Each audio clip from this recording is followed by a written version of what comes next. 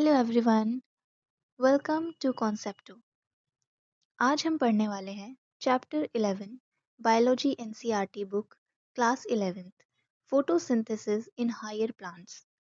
ये चैप्टर मैंने इसीलिए चूज़ किया है क्योंकि मुझे ऐसा लगता है कि क्लास 11th में जितने भी बायोलॉजी के चैप्टर्स हैं उनमें से ये कुछ चैप्टर्स बहुत ज़्यादा इम्पॉर्टेंट हैं और स्टूडेंट्स को समझने में दिक्कत होती है। इसलिए हम यहीं से शुरुआत करेंगे अपने चैनल की। आगे एक ये पहला पार्ट है, आगे और वीडियोज़ आएँगे और उसके बाद हम इसकी एक प्लेलिस्ट बनाएँगे जो आपको कुछ समय के बाद मिल जाएगी और इसमें सारी की सारी चीज़ें कवर की जाएँगी। हो सकेगा तो लाइन बाय लाइन भी पढ़ाया जाएगा, लेकिन वी एश्योर कि आपको क्वालिटी कंटेंट मिलेगा और अच्छी तरीके से आपकी पढ़ाई होगी। तो स्टार्ट करते हैं। पहली चीज़, आप फोटोसिंथेसिस के बारे में क्या जानते हैं? पुरानी क्लासेस में हम सब ने पढ़ा है कि फोटोसिंथेसिस एक ऐसी प्रोसेस होती है by which plants make their food. अब ये जो ग्रीन प्लांट्स होते हैं, हमें सबको पता है कि ये अपना खाना खुद बनाते हैं। That is they synthesize their own food unlike all the other organisms. Okay, that is why they are also called as autotrophs. अब ये जो फोटोसिंथेसिस है, ये हम क्लास 6 से पढ़ते आ रहे हैं, लेकिन क्लास 11th में जो हम फोटोसिंथेसिस पढ़ने वाले हैं उसमें और क्लास 6th में जो हमने ऑलरेडी पढ़ी है उसमें काफ़ी अंतर है। यहाँ पे हम डीपली स्टडी करने वाले हैं।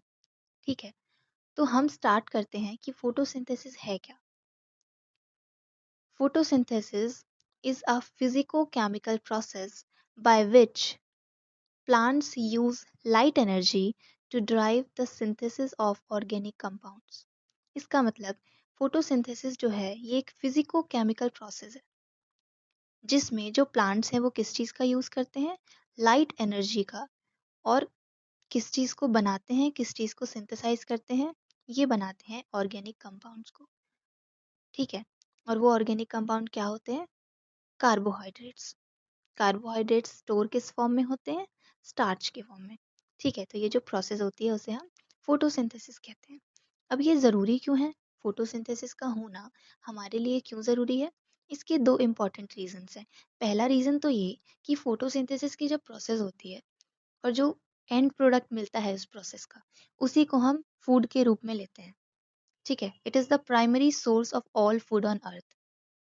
सेकेंडरी, जब फोटोसिंथेसिस की प्रोसेस होती है उस दौरान जो ऑक्सीजन रिलीज होती है एटमॉस्फेयर में ग्रीन प्लांट्स के द्वारा, वो हम इनहेल करते हैं। तो ये दो मेन रीजन से फोटोसिंथेसिस की प्रोसेस हमारे लिए ज़रूरी होती है। आगे देखते हैं कि कौन-कौन से अर्ली एक्सपेरिमेंट्स हुए थे फोटोसिंथेसिस की प्रोसेस को समझने के लिए।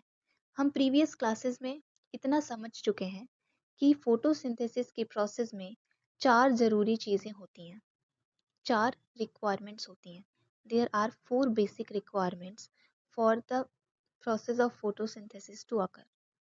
पहला रिक्वायरमेंट है chlorophyll, which is a green pigment present on the leaf. Second is sunlight.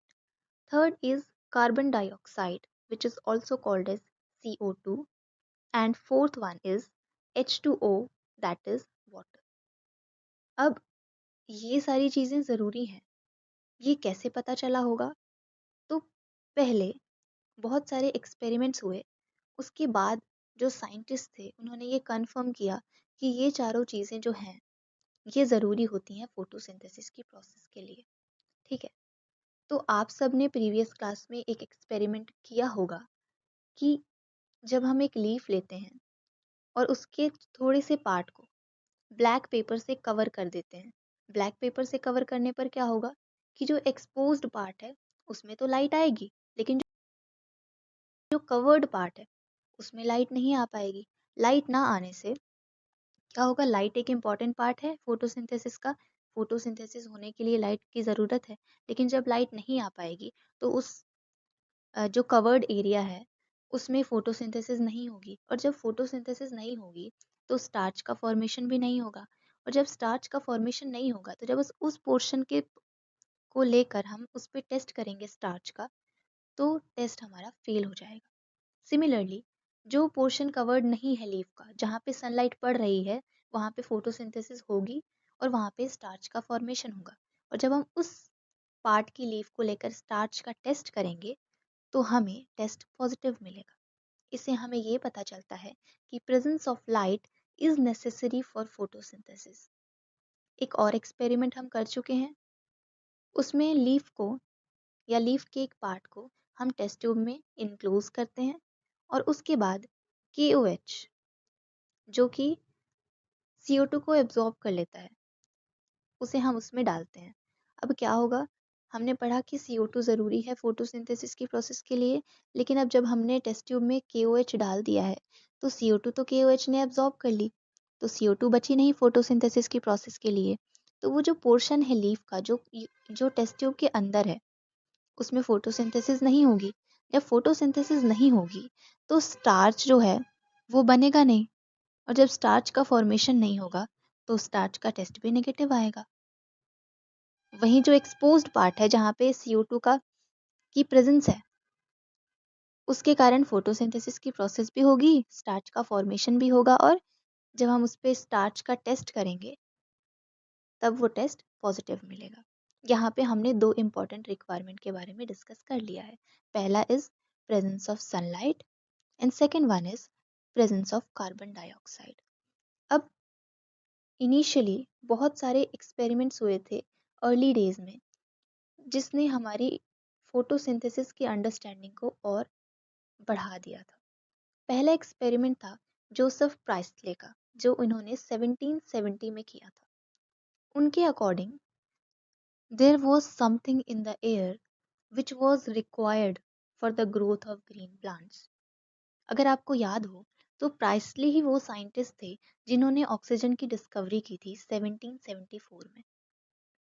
अब ये चीज़ प्रूव करने के लिए कि जो एयर है वो ज़रूरी है ग्रीन प्लांट्स के लिए या फोटोसिंथेसिस होने के लिए, इन्होंने एक बेल जार एक्सपेरिमेंट किया था। इन्होंने एक बेल शेप का जार लिया था, उसमें कैंडल बर्न करके रखी थी और उसके साथ ही उस जार के अंदर एक चूहे को रखा था, जिंदा चूहे को।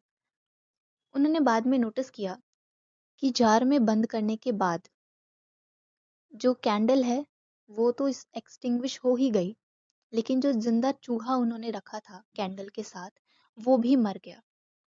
इसका मतलब ये कि जार के बंद करने के बाद जिस चीज की सप्लाई पहले थी वो कट हो गई। ठीक है, उसके बाद उन्होंने सेम एक्सपेरिमेंट एक अलग तरीके से किया। उन्होंने इस बार एक मिंट का प्लांट भी ऐड करके रख दिया बेल जार के अंदर। अब इस बार उन्होंने नोटिस किया कि जार को बंद करने पर अगर हमने मिंट प्लांट भी साथ में रखा है तो ना तो कैंडल एक्सटिंग्विश होगी, ना ही चूहा मरेगा। तो इससे एक चीज तो प्रूव हो गई कि जार के बंद करने पर जो चीज हट जा रही थी वो मिंट प्लांट के अंदर रखने पर रीस्टोर हो गई है। उसके बाद उन्होंने बताया कि ये कौन सी चीज है, ये है एयर, और एयर में भी ऑक्सीजन। इसके बाद एक और साइंटिस्ट आए, जैन इंगनहाउस। उन्होंने ये शो किया कि सनलाइट जो है वो प्लांट में प्रोसेसेस होने के लिए बहुत ज़्यादा ज़रूरी है। अब इन्होंने ये कैसे प्रूव किया, इनका एक अच्छा सा एक्सपेरिमेंट था एक्वेटिक प्लांट्स पे। इन्होंने ब्राइट सनलाइट जब एक्वेटिक प्लांट्स में डाली तो नोटिस किया कि स्मॉल बबल्स फॉर्म हो रहे थे, और ये बबल्स किसी गैस के थे, और ये तभी फॉर्म हो रहे थे जब सनलाइट पड़ रही थी। अगर हमने उनको डार्क में रखा एक्वेटिक प्लांट्स को तो ये बबल्स फॉर्म नहीं हो रहे थे। कुछ टाइम बाद उन्होंने ये भी आइडेंटिफाई किया कि ये जो बबल्स हैं ये ऑक्सीजन के थे, और इसके बाद उन्होंने प्रूव किया कि प्लांट की ग्रीन पार्ट्स में ऑक्सीजन रिलीज होती है, और प्लांट को फोटोसिंथेसिस करने के लिए सनलाइट की ज़रूरत होती है। इसके बाद 1854 में एक साइंटिस्ट आए, जूलियस वॉन साचस। उन्होंने ये एविडेंस प्रोवाइड किया कि ग्लूकोज का प्रोडक्शन होता है जब प्लांट्स ग्रो करते हैं, और यही ग्लूकोज स्टार्च के फॉर्म में स्टोर होता है। इन्होंने और स्टडी की और पता लगाया कि प्लांट में एक ग्रीन कलर का सब्सटेंस होता है जिसे आज हम क्लोरोफिल के नाम से जानते हैं, और ये सब्सटेंस कुछ स्पेशल बॉडीज में लोकेटेड होता है जिसे आज हम क्लोरोप्लास्ट के नाम से जानते हैं। और ये सारी की सारी चीज़ें कहाँ पे होती हैं? ये सारी की सारी चीज़ें प्लांट सेल में पाई जाती हैं। उसने ये भी पता किया कि the green parts in plants is where glucose is made. किसी भी प्लांट का जो ग्रीन पार्ट होता है वहीं पे ग्लूकोज का फॉर्मेशन होता है, और वहीं पे जो ग्लूकोज है वो यूजुअली स्टोर होता है एज स्टार्च। अब इसके बाद एक और नया इंटरेस्टिंग एक्सपेरिमेंट किया गया TW एंजलमैन के द्वारा। उन्होंने एक प्रिज्म लिया और उससे लाइट को स्प्लिट किया। अब आप सब जानते हैं कि जब हम लाइट को स्प्लिट करते हैं तो वो 7 स्पेक्ट्रल कंपोनेंट्स में डिवाइड हो जाती है, विबग्योर जिसे हम बोलते हैं। उन्होंने उसके बाद इस इन स्पेक्ट्रल कंपोनेंट से इल्यूमिनेट किया एक ग्रीन एल्गा को, जिसका नाम था क्लेडोफोरा। मतलब एक तरफ प्रिज्म रखा है, प्रिज्म से उन्होंने लाइट पास की जो कि 7 कंपोनेंट में डिवाइड हो गई। फिर प्रिज्म के सामने रखा है ग्रीन एल्गा जिसका नाम है क्लेडोफोरा, और उसी सस्पेंशन में उन्होंने रखा है एरोबिक बैक्टीरिया को। अब एरोबिक बैक्टीरिया को रखने का क्या सेंस है? एरोबिक बैक्टीरिया होते हैं वो बैक्टीरियाज जो कि एरोबिक कंडीशन में, मतलब जहाँ पे ऑक्सीजन होती है वहाँ पे सरवाइव करते हैं। अब ऑक्सीजन फोटोसिंथेसिस के बाद प्रोड्यूस होती है, ये हम सबको पता है, ठीक है। अब ऑक्सीजन वहीं पे ज़्यादा प्रोड्यूस होगी जिस वेवलेंथ की लाइट प्लांट जो है एब्जॉर्ब करेगा। 7 तरीके की अलग अलग वेवलेंथ की लाइट वहां से प्रिज्म से निकली है, 7 स्पेक्ट्रल कंपोनेंट्स हैं, उनमें से जिस कंपोनेंट की लाइट सबसे ज्यादा प्लांट एब्जॉर्ब करेगा वहीं पे सबसे ज्यादा फोटोसिंथेसिस होगी, और वहीं पे सबसे ज्यादा ऑक्सीजन इवॉल्व होगी। जहाँ पे सबसे ज्यादा ऑक्सीजन इवॉल्व होगी वहीं पे वो जो एरोबिक बैक्टीरिया हैं वो जाके बैठेंगे। क्यों बैठेंगे? क्योंकि उनको ऑक्सीजन की जरूरत है सर्वाइवल के लिए।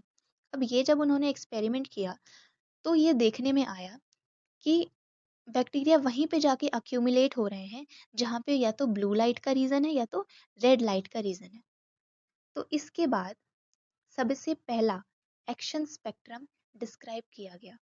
अब एक्शन स्पेक्ट्रम क्या होता है और एब्जॉर्प्शन स्पेक्ट्रम किसी भी क्लोरोफिल पिगमेंट का क्या होता है, ये आगे हम देखेंगे। अभी तक आपको बस इतना जानने की ज़रूरत है कि इसके बाद, इस एक्सपेरिमेंट के बाद ही पहला एक्शन स्पेक्ट्रम फोटोसिंथेसिस का डिस्क्राइब किया गया, ठीक है।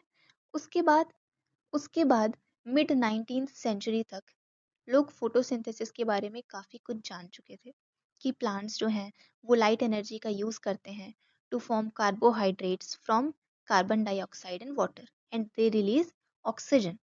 अब इसके लिए इम्पेरिकल इक्वेशन लिखी जाने लगी जो कि कुछ इस प्रकार थी, ठीक है। अब यहाँ पे जो ब्रैकेट में CH2O लिखा है वो कार्बोहाइड्रेट को रिप्रेजेंट करने के लिए है, ठीक है। अब एक नए साइंटिस्ट आए, microbiologist actually, Cornelius Van Niel. इन्होंने एक माइलस्टोन कंट्रीब्यूशन दिया फोटोसिंथेसिस की अंडरस्टैंडिंग पर। इन्होंने ग्रीन एंड पर्पल बैक्टीरिया पर स्टडी की और ये डिमॉन्स्ट्रेट किया कि फोटोसिंथेसिस जो है ये लाइट डिपेंडेंट रिएक्शन है जिसमें हाइड्रोजन, H2O का हाइड्रोजन ऑक्सीडाइज होके O2 बनाता है। अब जब कॉर्नेलियस ने purple and green sulphur bacteria में स्टडी की तो उसने नोटिस किया कि वहाँ पे H2O का यूज़ ना होकर H2S का यूज़ हो रहा है। तो जब H2S का यूज़ हो रहा है तो अभी हमने देखा कि H2O से H2O ऑक्सीडाइज हो रहा है O2 प्रोड्यूस करने के लिए, बट H2O का यूज़ ना होके सल्फर बैक्टीरिया जो है H2S का यूज़ करते हैं। तो जब वो H2S का यूज़ करेंगे तो सल्फाइड, सल्फर का कोई प्रोडक्ट या फिर सल्फेट जैसी कोई चीज़ बनेगी, ना कि O2 बनेगी। तो इस चीज़ से हम इन्फर कर सकते हैं कि जो ग्रीन प्लांट्स में O2 इवॉल्व होती है वो H2O से आती है, ना कि कार्बन डाइऑक्साइड से। जबकि पहले ऐसा माना जाता था कि जब कार्बन डाइऑक्साइड और H2O का रिएक्शन होता है to form carbohydrate, water and oxygen, the process is called as photosynthesis. But पहले ऐसा माना जाता था कि जो कार्बन डाइऑक्साइड है वही फॉर्म करती है ऑक्सीजन को। लेकिन बाद में ऐसा सामने आया इस एक्सपेरिमेंट के बाद कि जो H2O है it is responsible for the evolution of oxygen. H2O oxidizes to form the oxygen. So correct equation उसके बाद क्या आई? उसके बाद correct equation I 6CO2 plus 12H2O in the presence of sunlight and chlorophyll form C6H12O6, which we call carbohydrate, or glucose plus 6H2O plus 6O2. Now it is the correct equation. और यहाँ पे जो oxygen है वो water से release हुआ है, ना कि कार्बन डाइऑक्साइड से। और ये चीज किसने प्रूव की? ये चीज प्रूव की कॉर्नेलियस वॉन नील ने। तो ये सारे एक्सपेरिमेंट्स थे जो फोटोसिंथेसिस की प्रोसेस को आइडेंटिफाई करने के लिए हुए, और धीरे धीरे समझ आया कि कौन कौन सी चीज़ें ज़रूरी होती हैं फोटोसिंथेसिस की प्रोसेस के लिए, और ऑक्सीजन कहाँ से इवॉल्व होती है, और कार्बोहाइड्रेट का फॉर्मेशन कहाँ से होता है। This is for today. आज का ये पहला पार्ट 1 वाला वीडियो है। नेक्स्ट वीडियो पार्ट 2 में हम पढ़ेंगे where does photosynthesis take place. Photosynthesis कहाँ पर होती है, हम देखेंगे लाइट रिएक्शन क्या होती है, डार्क रिएक्शन क्या होती है, और जैसा कि हमने थोड़ा सा समझा एक्शन स्पेक्ट्रम और एब्जॉर्प्शन स्पेक्ट्रम क्या होता है। Thank you so much. Please subscribe and hit the bell icon.